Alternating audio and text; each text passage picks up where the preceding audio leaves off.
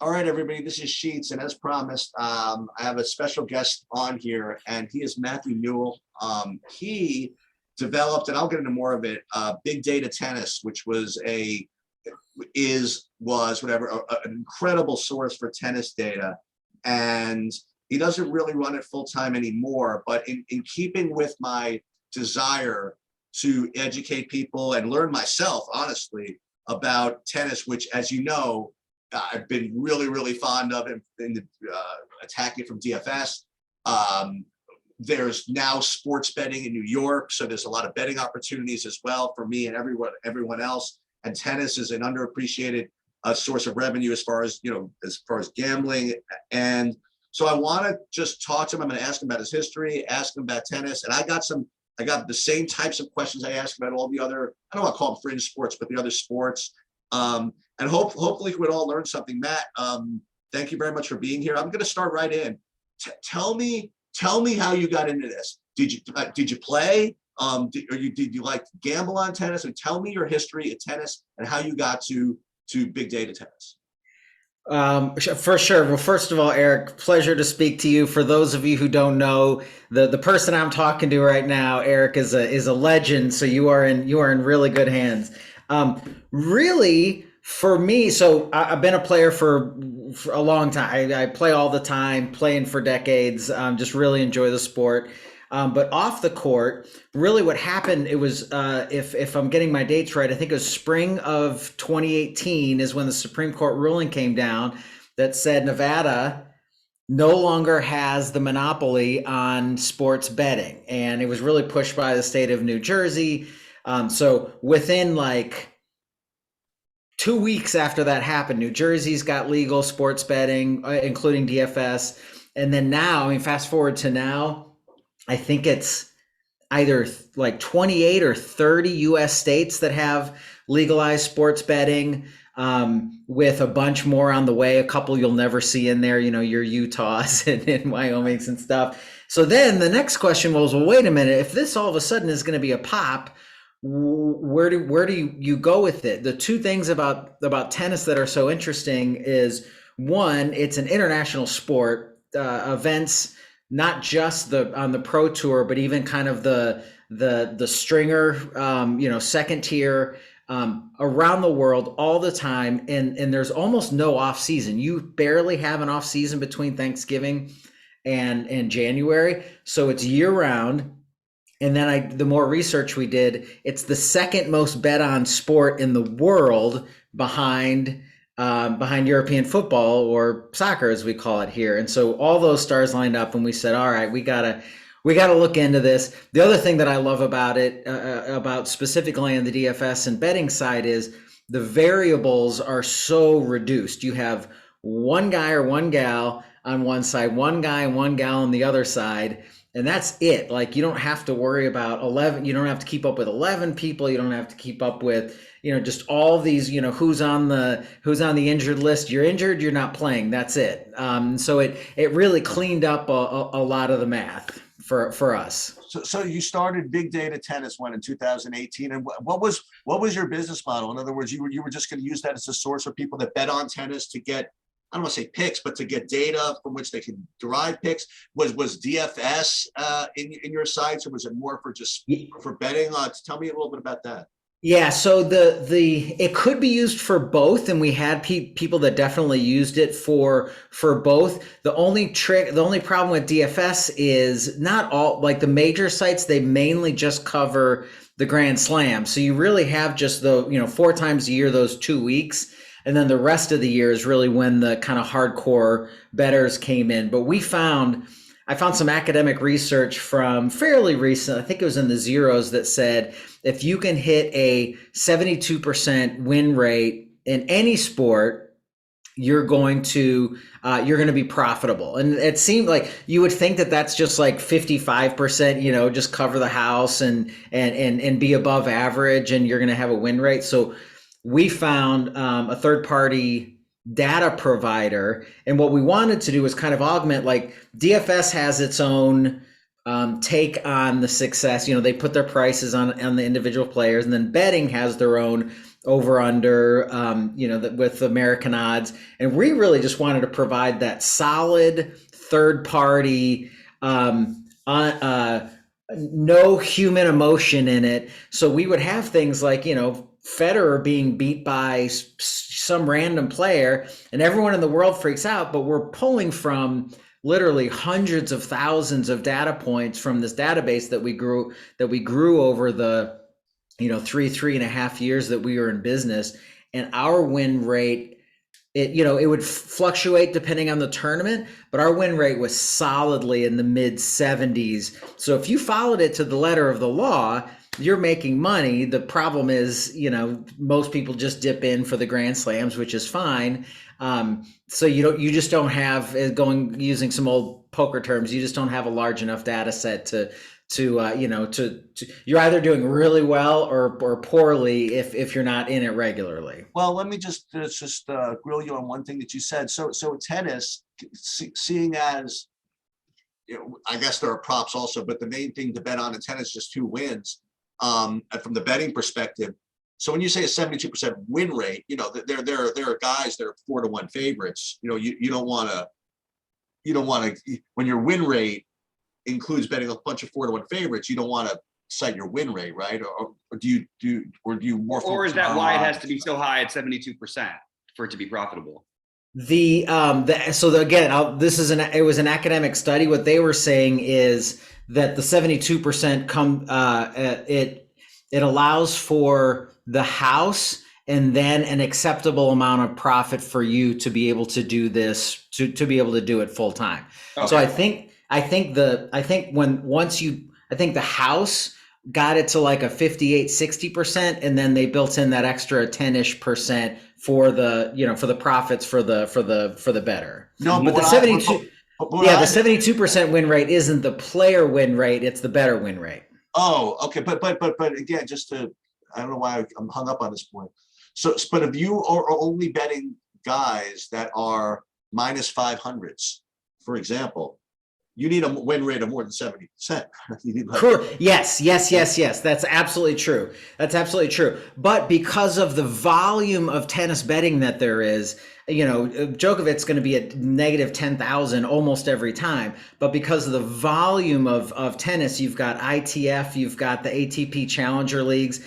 The volume is so insane. In fact, there are very few sports that have, in terms of the availability of betting, very few sports that have as much volume as tennis. So you really have to go into a lot of other matchups that are closer to the negative 200 versus, the plus 150, those kind of matchups. Well, it's funny. I don't know if you even knew this, but where it may have been the case where DFS, they only trotted out during the Grand Slams, there's action every week now.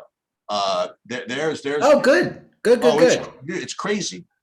There's 24 matches yesterday, 23 today, because what they do is they actually combine like different tournaments into like one slate. Nice. You have 8 games going from one and 8 games going from something or else. So there's a lot of there's a lot of action. And that's why I really get into it. Every week there's something.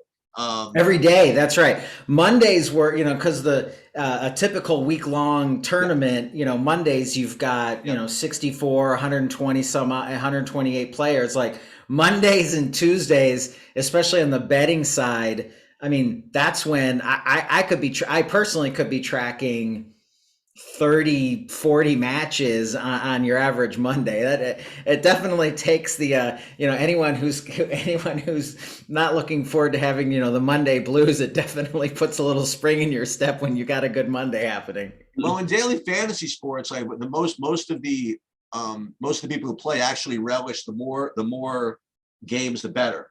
That's right. Because there are more different lineup combinations where you can get unique. There's more ways to differentiate yourself and things like that. And once these tournaments get down to the quarters, it's like you can't really play anymore. Because like all the combinations are just kind of covered. So what you do? You had a subscription model where you'd have individual users that would pay a certain amount per month to get access to the database. You wouldn't give out picks necessarily. It was here's the database. Would you give suggestions on how to use it, or just this is the raw data, you use it however you see fit? Yeah. So a little bit of all of that. The first the first year and a half, it was completely ad based, which means that Okay. we raked in an overwhelming 18 cents per month. Right. But with it was, then we transitioned to a freemium model. But no matter what, you could plug in any two players in any surface, because surface was the surface type in tennis is the variable that has the most variance. So you could do, Federer versus Djokovic on clay, then switch that to hard court, and it would pick right then, like if they played that day, this is what our prediction would be. And by the time, unfortunately, when we shut down a few months ago, I think we had like 390,000 head-to-head matchups that our users had done. Then we had the premium model, which was, call it, I don't know, $15 a month, so somewhere depend on what Grand Slam was coming up. Then you started getting into like deep picks, where we started averaging. You already mentioned prop betting. We started averaging things like, here's on the men's side, here's the average amount of aces per match, and here's what this player is doing on an average basis per match, averaged out over the last like 18 months. So you could start getting really fine tuned with double faults and withdrawals and all those extra things that you can take bets on, and we started doing really, really well with those as well. So here's a question that I ask everybody that comes on in your position. So there's sports betting out there, and Vegas makes the lines, and and the sports books basically takes the Vegas lines and they offer you, whatever. And then likewise, DFS, they essentially, the way projections work, what people do, they start basically with what they think of guys' chances to win on, right? And then given that also, then their aces and then all the other sub data that goes down to it. So my question to you is this, and again, you were comparing yourself, whatever. How much of an edge is there in predicting wins? In other words, how efficient are these odds, and is there an edge, or how much of an edge, either qualitative or quantitatively, can something like big data tennis or anything like it provide for a sport like tennis, as opposed to other sports or anything like that? Yep. So I can't speak with authority on the other sports, but for tennis, you already outlined the two. There were three kind of standard data points for tennis. You've got the player ranking, you've got the Vegas odds, and then you had the DFS values. We were just providing that kind of objective third party view, because the biggest edge that we had was, it was the headline players that I like to call them. So you'd have like a Nadal playing a nobody from Canada, and every once in a while that nobody from Canada would be like on an insane 3-week streak, and big data tennis would pick up on that before anyone else. And so those are the little edges, especially with the unknown players versus headline players. Those are the little edges where you could clean up, where you'd be getting, plus 600, plus 1,000 on a player and whatever. So it doesn't hit every time. It only has to hit 1 out of every 5 times for you to make a very comfortable living. But then the second thing is, it's that next tier down. Again, you've got the pro players, ATP and WTA, and then one tier down in the Challenger and WTA circuit and the ITF circuit. Those are basically a ton of very talented unknown players that even the sports books are like, you can find edge in a second. You could see some very distinct advantages from the big data tennis side, and then there wouldn't be much movement in where they have them marked in Vegas, and bam, jump on that while you can. And Well, there's some really nice edges. So here's an example. So let's take like a regular football game. Let's say that there's like the Giants are like minus 180 over the Jets or whatever. You're not going to find a single, NFL model, for example, that will make the Giants more than maybe 190 or less than 170. You know what I mean? Like, so when it comes to tennis, I mean, again, my philosophy is that the less people they're working hard at something, the better it is, the better edge is available, right? So do you get that a lot? Like, you use the top player versus a low player as an example, but do you get like discrepancies in things like that a lot? Because like when I like go through, and this is like become my unintended project, is to examine like all these different projection systems throughout the court, all the industry. And I find that within like a tiny bit of percentage points, they're all very similar. You know, I have like one side that offers, you know, a Pelka, whatever, 63% winning chances. Another one 62, another one 64, another one 63. Okay, whatever. Do you sometimes find that, I mean, does it happen a decent amount that you'll get like enough of a differentiation where it makes a difference? Yeah, it wasn't sometimes, it was often. It wasn't difficult to find a 50, 100 point differentiation between where the line was and what big data tennis was predicting. Now, again, it's not going to pay off every time, but when it pays off, those are big margins. Absolutely. So I had a couple of, I guess, so I asked about the efficient stuff. So again, you didn't really do much. Do you still bet on tennis? Do you still bet? I do. Do DFS or no? DFS was never. I do DFS. It just the amount of time. I like the straight up betting because you can just go in there, find your picks, and get out. DFS takes a little bit more time, and you know, I'm in all the right ways and all the fun ways. I'm a family man with a full-time job as well, so just not enough time. But I'm going to give you a couple of questions that are on my mind from DFS, and I think I'm going to pose them in a way that you'll be able to answer it right. So, okay, you have two different tennis players, all right, playing different matches. They all both have the same type of winning chances.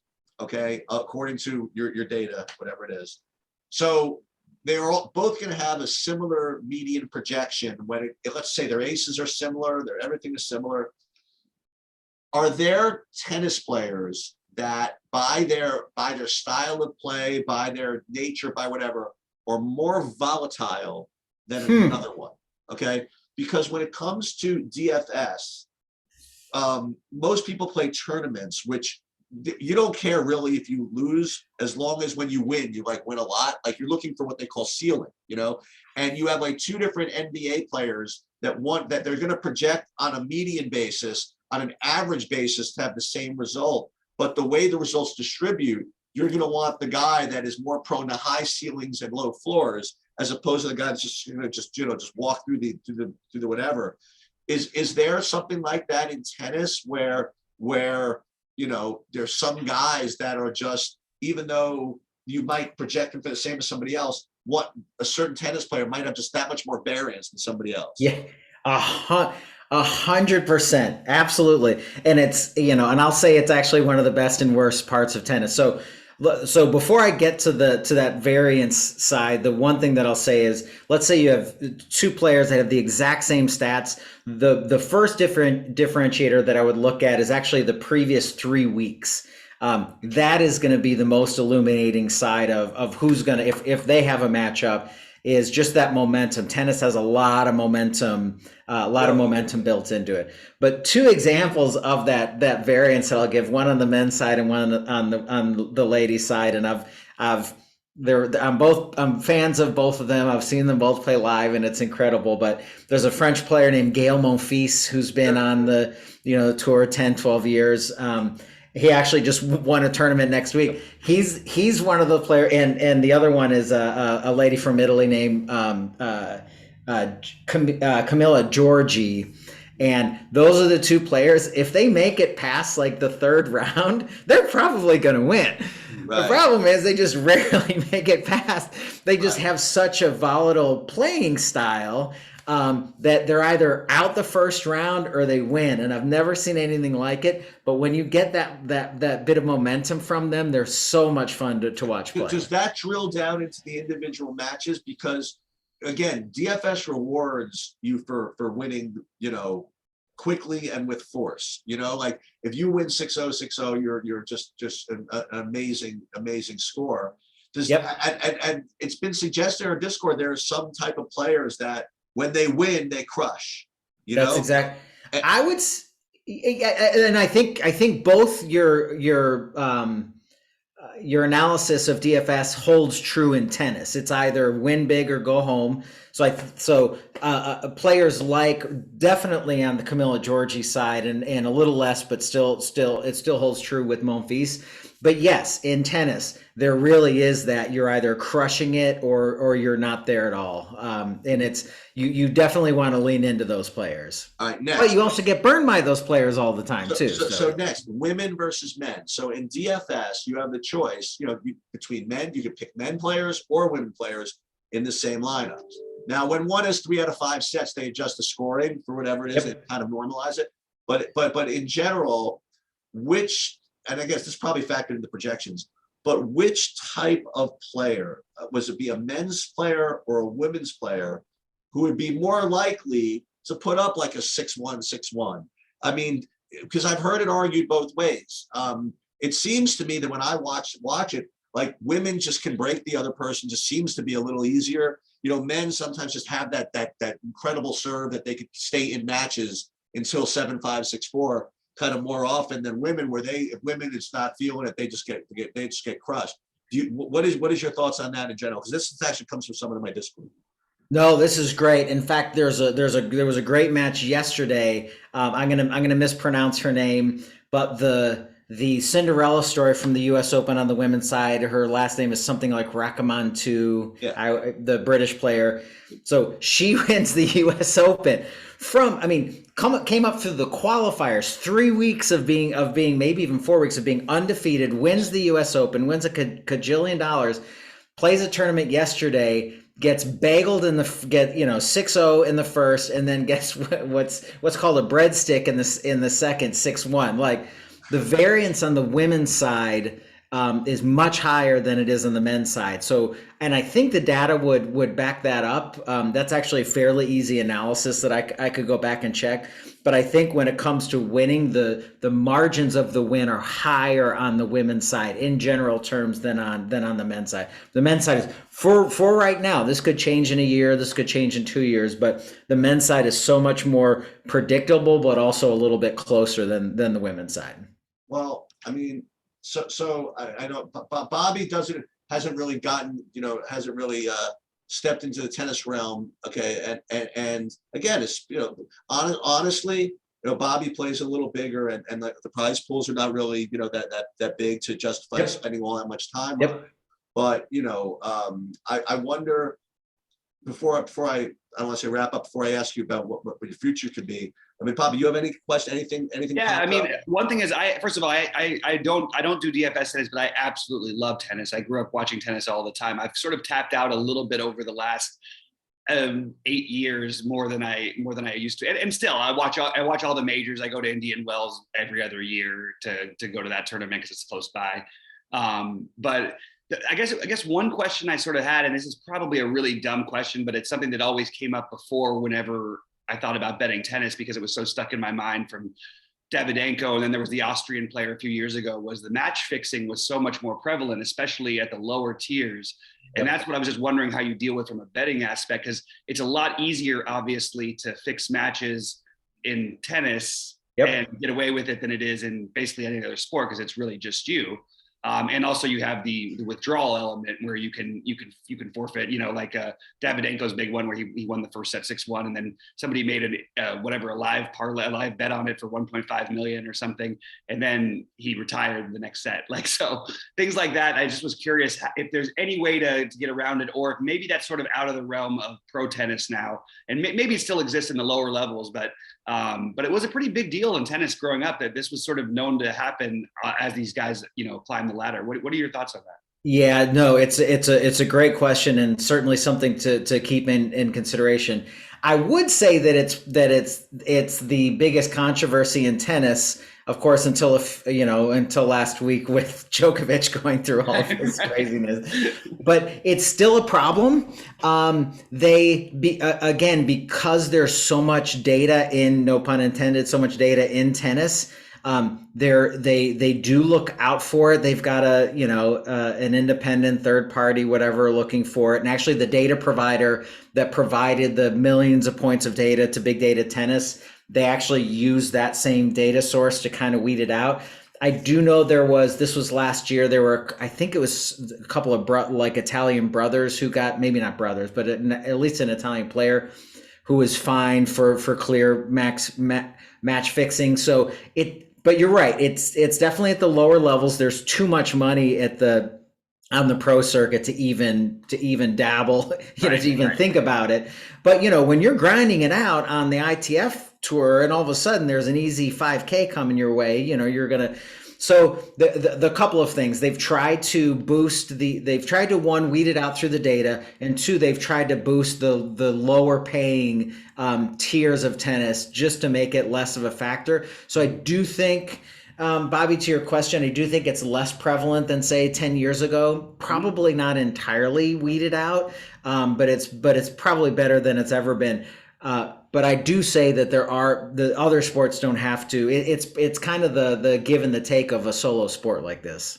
No, I appreciate the answer, because that was something that I realized why I maybe didn't focus on tennis the same way I used to, especially considering I actually love the sport. I mean, in terms of actually attending sports, it's one of my favorite experiences and one of my favorite things to watch. I just haven't gotten into it. And partly this was some of the stuff that soured me 10 years ago. I would like to say as a young man, but still as a pretty old man, even 10 years ago. Right. But anyway, no, I appreciate the answer. And I think that it's really fascinating what you're talking about. I'm shocked about the win percentage being as high as it is for you guys. That's really incredible. Yeah. One thing again that we have as DFS players have to face a lot in certain sports, that being usually the NBA, but it's reared its head in tennis as well, is withdrawal risk. Okay, so in NBA, I mean, if a guy gets ruled out for injuries, you could swap someone else in for him, and it requires a lot of work, but it's a pain in the ass.